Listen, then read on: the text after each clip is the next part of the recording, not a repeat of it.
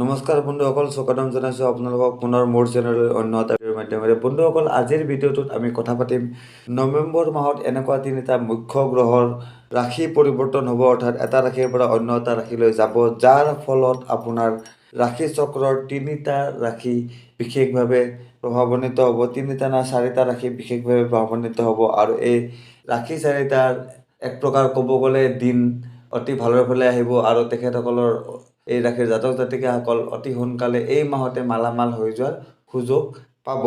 তো আহক বন্ধুসকল, আমি দেৰি নকৰোঁ, আমি ভিডিঅ'টো আৰম্ভ কৰি দিওঁ। বন্ধুসকল, ভিডিঅ' আৰম্ভ কৰাৰ আগতে এটা সৰু অনুৰোধ, যোনে মোৰ এই ভিডিঅ'টো নতুনকৈ চাই আছে বা মোৰ চেনেলত নতুনকৈ আহিছে, তেখেতসকলে যাতে মোৰ এই চেনেলটো ছাবস্ক্ৰাইব কৰি লয় আৰু কাষত থকা ন'টিফিকেশ্যন বেল আইকনটো যাতে প্ৰেছ কৰি দিয়ে, যাতে মই ভিডিঅ'বিলাক আনিলে আপোনালোকে লগে লগে পাই যায়, কাৰণ মই এই ধৰণৰ ভিডিঅ' মোৰ চেনেলটোত আনি থাকোঁ।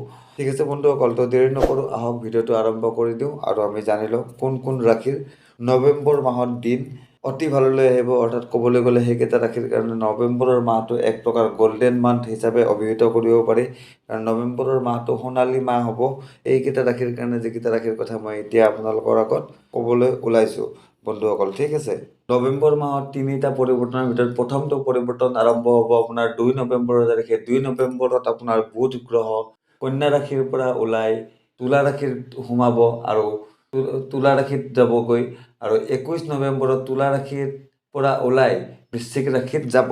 ঠিক আছে, তাৰোপৰি 16 নৱেম্বৰ তাৰিখে সূৰ্য যিটো এতিয়া নিজ ৰাশি আপোনাৰ তুলাত আছে, তাৰ পৰা ওলাই পেলাই বৃশ্চিক ৰাশিত প্ৰৱেশ কৰিব। ঠিক আছে, আৰু তাতে তাৰ লগতে আপোনাৰ গুৰু অৰ্থাৎ বৃহস্পতি আপোনাৰ 20 নৱেম্বৰ তাৰিখে কুম্ভ ৰাশিত প্ৰৱেশ কৰিব। ঠিক আছে, তো এই তিনিটা মহত্বপূৰ্ণ পৰিৱৰ্তন হ'ব, আৰু এই তিনিটা পৰিৱৰ্তনৰ ফলত কোন কোন ৰাশি প্ৰভাৱিত হ'ব, অৰ্থাৎ কোন কোন ৰাশিৰ কাৰণে এই নৱেম্বৰৰ মাহটো মই আগতে কৈছোঁ গল্ডেন মান্থ হিচাপে চিহ্নিত হ'ব। এতিয়া আমি সেই ৰাশিকেইটাৰ কথা পাতিম। ইয়াৰ ভিতৰত প্ৰথমটো ৰাশি হ'ব আপোনালোকৰ মেঘ ৰাশি। মেঘ ৰাশিৰ জাতক জাতিকাসকলে বুধ গ্ৰহৰ যি পৰিভ্ৰমণ এটা ৰাশিৰ পৰা অন্য ৰাশিলৈ, তাৰ ফলত মেঘ ৰাশিৰ জাতক জাতিকাৰ বৈবাহিক জীৱনত ভাল বদলাও আহিব। জীৱন সাথীৰ লগত কোনো ক্ষেত্ৰতে আপোনাৰ সৰু সৰু কথাত হয়তো খামখেয়ালি হ'বও পাৰে, কিন্তু হ'লেও সেইবোৰ আপোনালোকৰ ছল্ভ হৈ যাব। ঠিক আছে, আৰু যদি আগৰে পৰা কিবা কথাত খামখেয়ালি বা যদি মনৰ মিল নাছিলে দুয়োটাৰ মাজত কিবা এটা কথাত বা কিবা কথাত, তেতিয়াহ'লে এতিয়া আপোনালোকে চিন্তা কৰিব নালাগে, এতিয়া সেই কথাত দুইজনৰে মনৰ মিল আহি যাব, অৰ্থাৎ আপোনাৰ আৰু আপোনাৰ জীৱন মেঘ ৰাশিৰ জাতক জাতিকাসকলৰ। 20 নম্বৰত বৃহস্পতিৰ যি গ্ৰহ পৰিৱৰ্তন, তাৰ ফলত কি হ'ব, বৃহস্পতি আপোনালোকৰ একাদশ ভাৱত প্ৰৱেশ কৰিব, আৰু একাদশ ভাৱত প্ৰৱেশ কৰাৰ লগে লগে আপোনাৰ ধন স্থান, আপোনাৰ ধন, আপোনাৰ ব্যৱসায়, আপোনাৰ কৰ্ম সকলোতে উন্নতি হ'ব। আপুনি যিবিলাক আঁচনি এতিয়ালৈকে আপোনাৰ কৰ্মৰ সম্বন্ধীয় আপুনি আঁচনি লৈ ৰাখিছে, আপুনি ধৰক কিছুমান বিজনেছ সম্বন্ধীয় আপোনাৰ আঁচনি আছে, সেই আঁচনিবিলাক আপুনি এতিয়ালৈকে ফলপ্ৰসূ কৰা নাই, কিন্তু এতিয়া আপোনাৰ কাৰণে সেই আঁচনিবিলাক কাৰ্যক্ষম কৰাৰ সঠিক সময় আহি পৰিছে। সেই আঁচনিবিলাক কাৰ্যক্ষম কৰিবলৈ আপুনি এইখিনি সময়তে পাৰিব। 22 নৱেম্বৰত বুধ আপোনাৰ অষ্টম ভাগত প্ৰৱেশ কৰিব, আৰু যাৰ ফলত কি হ'ব, আপোনাৰ বাবে অকস্মাত ধন প্ৰাপ্তিৰ বা অকস্মাত কিবা সুখ খবৰ প্ৰাপ্তিৰ যোগ খুলিব।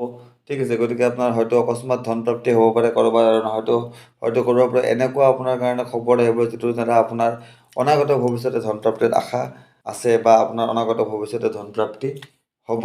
ঠিক আছে বন্ধুসকল, দ্বিতীয়টো ৰাশি হ'ল বন্ধুসকল কৰ্কট ৰাশি। কৰ্কট ৰাশিৰ জাতক জাতিকাসকলৰ কাৰণে এই মাহত মানে নৱেম্বৰ মাহত আৰম্ভণিতে বুধ গ্ৰহ আপোনাৰ চতুৰ্থ ভাৱত থাকিব, যাৰ ফলত আপোনাৰ ঘৰত চলি অহা অশান্তি, যদি বহুত পুৰণা কিবা অশান্তি চলি আহিছে, পুৰণা কিবা যদি টেনশ্যনত আপুনি ভুগি আছে, সেইসকলৰ পৰা আপোনাৰ মুক্তি পাব। অৰ্থাৎ সেইসকলৰ পৰা এই সকলো টেনশ্যনৰ পৰা মুক্তি পোৱাৰ সময় আপোনাৰ আহি গৈছে বন্ধুসকল কৰ্কট ৰাশিৰ জাতক জাতিকাসকলৰ। এইখিনি সময়তে আপুনি আপোনাৰ বুদ্ধি আৰু কৌশলেদি আপোনাৰ ব্যৱসায় বা আপোনাৰ যিকোনো চাকৰি বা আপোনাৰ কেৰিয়াৰৰ ক্ষেত্ৰতো আপুনি সফলতা লাভ কৰিব পাৰিব, বা আপুনি পদোন্নতি লাভ কৰিব পাৰিব। মাহৰ মধ্যম ভাগত সূৰ্যৰ পৰিৱৰ্তন আপোনাৰ পঞ্চম ভাগত হ'ব, অৰ্থাৎ সূৰ্য আপোনাৰ পঞ্চম ভাগত থাকিব। গতিকে শিক্ষাৰ ক্ষেত্ৰত যিসকল জাতক জাতিকা জড়িত, কোনোবাই শিক্ষা প্ৰদান কৰে বা কোনোবাই শিক্ষা প্ৰাপ্ত কৰে, এনেকুৱা যোন জাতক জাতিকা আছে যাৰ ৰাশি কৰ্কট হয়, তেখেতসকলৰ কাৰণে নৱেম্বৰ মাহৰ যিটো মধ্যম সময়, সেই মধ্যম সময়টো অতিকৈ উপযোগী সময় হ'ব।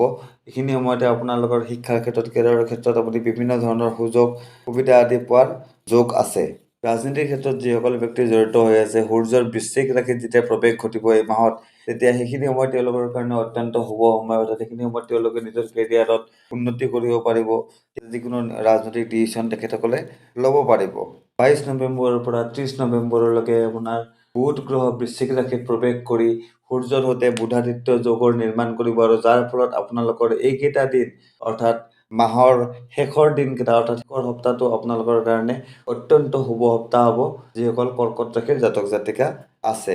ঠিক আছে, এইখিনি সময়ত তেওঁলোকে সকলো ক্ষেত্ৰতে উন্নতি কৰিব পাৰিব। শিক্ষা, ব্যৱসায়, চাকৰি, কৰ্ম, কোনোবাই যদি বিবাহ সম্পৰ্কে কিবা কথা পাতিবলগীয়া আছে সেইবিলাক, জীৱন সংগিনীৰ লগত কিবা প্ৰব্লেম চলি আছে সেইবিলাক সকলো সলিউশ্যন হৈ যাব মাহৰ অন্তিম সপ্তাহটোত। ঠিক আছে, অন্তিম সপ্তাহটো এনেকুৱা শুভ ফলদায়ী সপ্তাহ কৰ্কট ৰাশিৰ জাতক জাতিকাসকলৰ কাৰণে, কাৰণ এই সপ্তাহতে বুধাদিত্য যোগ নিৰ্মাণ হৈ আছে। দ্বিতীয় ৰাশি হ'ল বন্ধুসকল কন্যা ৰাশি। কন্যা ৰাশিৰ জাতক জাতিকাসকলৰ এই মাহত সৌৰ্য, বীৰ্য, পৰাক্ৰম, বুদ্ধি বৃদ্ধি হ'ব। ঠিক আছে, বুধ প্ৰথমতে আপোনাৰ দ্বিতীয় ভাৱ আৰু তাৰপিছত তৃতীয় ভাৱত প্ৰৱেশ কৰিব, আৰু সূৰ্য গ্ৰহও আপোনাৰ পৰাক্ৰম ভাৱত তৃতীয় ভাৱতে থাকিব সূৰ্য। ঠিক আছে, বুধ সূৰ্য একেলগে বৃশ্চিক ৰাশিত প্ৰৱেশ কৰি ইয়াতে আপোনালোকৰ কাৰণেও বুধাদিত্য যোগৰ সৃষ্টি কৰিব। গতিকে আপোনালোকৰ কাৰণে এই মাহটো অত্যন্ত শুভ মাহ বুলি ক'ব পাৰি। গুৰু এই মাহত আপোনাৰ অষ্টম ভাৱত থাকিব, আৰু যাৰ কাৰণে আপোনাৰ এই মাহটো সামান্য অনিশ্চয়তাৰ ভাৱ আপোনাৰ মনত আহিব পাৰে। ঠিক আছে, কিন্তু গুৰুৰ কাৰণে আপোনাৰ কি হ'ব, অকস্মাত ধনপ্ৰাপ্তিৰ যোগ আছে। আপুনি অকস্মাত ধনপ্ৰাপ্তি কৰিব পাৰে, আৰু আপোনাৰ যি বাণী হ'ব অৰ্থাৎ মুখৰ কথা হ'ব, আপোনাৰ যি বচন হ'ব, সেই বচনত সকলো লোক আপোনাৰ প্ৰতিয়ন যাব, সকলোকে আপুনি কনফিডেঞ্চত ল'ব পাৰিব। এক কথাত ক'ব গ'লে কনফিডেঞ্চত ল'ব পাৰিব, আৰু সকলোকে আপোনাৰ ফালে লৈ আপুনি নিজৰ কাম আদায় কৰি ল'ব পাৰিব। আৰু শেষৰ ৰাশিটো হ'ল বন্ধুসকল মকৰ ৰাশি। নৱেম্বৰৰ মাহটো মকৰ ৰাশিৰ কাৰণে মনৰ কামনা পূৰণ কৰাৰ মাহ হিচাপে প্ৰমাণিত হ'ব। যি আপোনালোকৰ মনোকামনা আছে, মকৰ ৰাশিৰ জাতক জাতিকাসকলৰ যিবিলাক মনোকামনা আছে, এই সকলোবিলাক মনোকামনা এই নৱেম্বৰ মাহত আপোনালোকৰ পূৰ্ণ হোৱাৰ সম্পূৰ্ণ যোগৰ সৃষ্টি হৈ আছে। এই মাহত বুধ গ্ৰহ আপোনাৰ দশম আৰু একাদশ ভাৱত থাকিব, আৰু দশম আৰু একাদশ ভাৱত থকা কাৰণে আপোনাক কৈ আছোঁ, প্ৰথম থাকিব দশম ভাৱত, তাৰপিছত আহিব একাদশ ভাৱত। দশম ভাৱত থাকিলে কি হ'ব সেই বিষয়ে শুনক। দশম ভাৱত থকাৰ কাৰণে আপোনাৰ যি কেৰিয়াৰ অৰ্থাৎ আপোনাৰ যদি চাকৰি আছে চাকৰি, আপুনি যদি ব্যৱসায় কৰে ব্যৱসায়, বা যদি অন্য কিবা কেৰিয়াৰ আছে আপোনালোকৰ সেই অন্য কিবা, তাতে আপোনালোকৰ ভাল কাম হ'ব, ভাল আপোনালোকে উন্নতিমুখী কাম কৰিব, আৰু যাৰ ৰিজাল্ট পাব আপুনি 22 নৱেম্বৰৰ পিছত যেতিয়া বুধ আপোনাৰ একাদশত প্ৰৱেশ কৰিব, তেতিয়া আপোনালোকে এই সকলো কামৰ অৰ্থাৎ 22 তাৰিখলৈকে যিখিনি কাম কৰিব দশম ভাৱত থাকোঁতে, এইখিনি কামৰ ৰিজাল্ট আপুনি 22 নৱেম্বৰৰ পৰা 30 নৱেম্বৰৰ ভিতৰত পাই যাব। সেইখিনি সময় হ'ল আপোনালোকৰ কাৰণে ৰিজাল্ট পোৱাৰ সময়। অৰ্থাৎ গোটেই মাহটো যদি আপোনালোকে ভালকৈ কাম কৰে, তেতিয়াহ'লে আপোনালোকে এই মাহত তাৰ ফল পোৱাটো নিশ্চিত, আৰু শুভ ফল পোৱাটো একদমেই নিশ্চিত। তো বন্ধুসকল, ভিডিঅ' যদি ভাল লাগিল তেতিয়াহ'লে চেনেল ছাবস্ক্ৰাইব কৰি ল'ব, ভিডিঅ' লাইক কৰি দিব, আৰু পাৰিলে ভিডিঅ' শ্বেয়াৰো কৰি দিব। তো আজিলৈ ইমানেই, ধন্যবাদ।